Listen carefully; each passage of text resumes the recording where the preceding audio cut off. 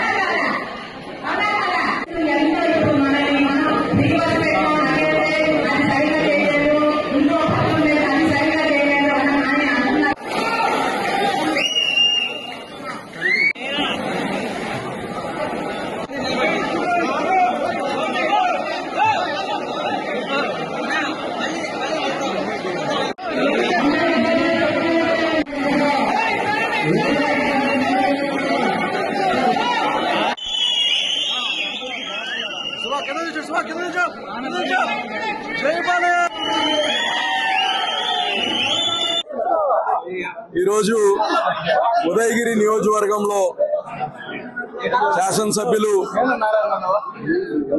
సురేష్ గారి ఆధ్వర్యంలో శ్రీశక్తి కార్యక్రమం అద్భుతంగా జరిగింది. ఈ యొక్క నియోజకవర్గం నుంచి అందరు మహిళలు ఇక్కడ వచ్చి ఈ యొక్క కార్యక్రమాన్ని దిగ్విజయం చేయడం నిజంగా సంతోషంగా ఉంది. ఈ శ్రీశక్తి కార్యక్రమం ఉద్దేశం మహిళలు, ఈ రాష్ట్రంలో ఉండే మహిళలు, ఆడబిడ్డలు అభివృద్ధి చెందాలి, సామాజికంగా, ఆర్థికంగా నిలదొక్కుకోవాలి. ఈరోజు గ్యాస్ ఫ్రీగా ఇవ్వడం, అదేవిధంగా బస్సులు ఫ్రీ చేయడం మనం చూసాం. వైఎస్ఆర్సీపీ నాయకులు అవహేళన చేస్తున్నారు, వీళ్ళు ఇచ్చేది లేదు, అన్ని అబద్ధాలు చెప్తారని. ఈరోజు ఒకరి నోరు అందరి నోర్లు పడిపోయాయి.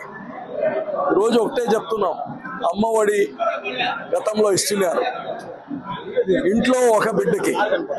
ఈరోజు తల్లికి వందనం తీసుకొచ్చాం.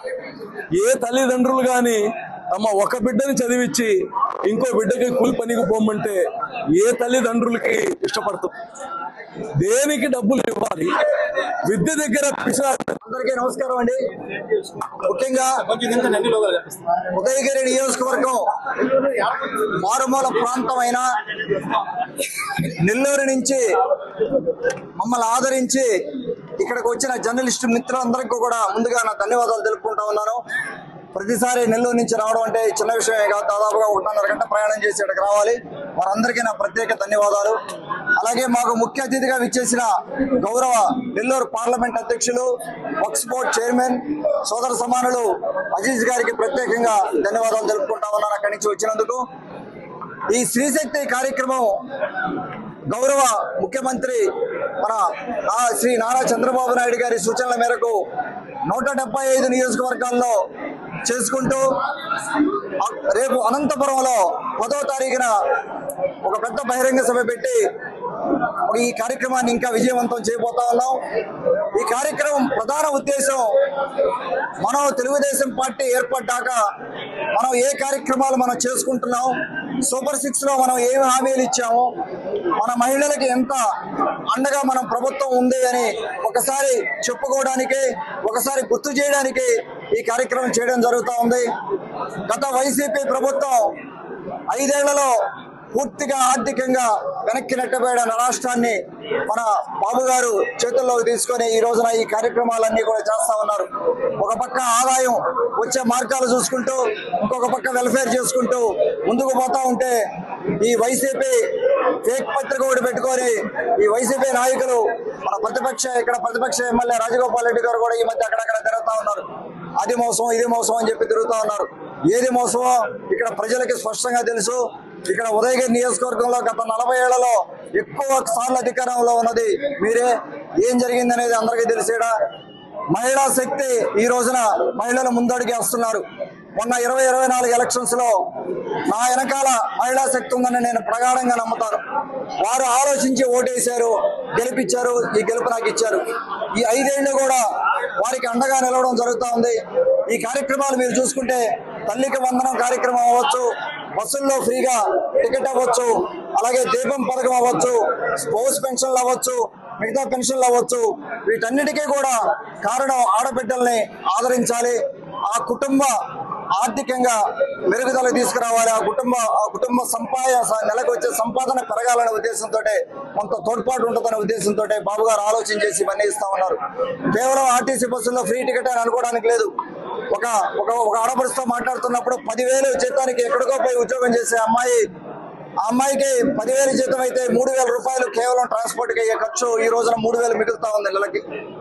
వాళ్ళకి పిల్లలకి బట్టలు కొనిపించవచ్చు, వాళ్ళ హస్బెండ్ కి బట్టలు కొనిపించవచ్చు, మగవాళ్ళకి ఫ్రీ టికెట్ లేదని అనుకోవడానికి లేదు. ఆ కుటుంబాన్ని ఆదరిస్తున్నాం మనం ప్రతి ఒక్క పథకం ద్వారా కూడా.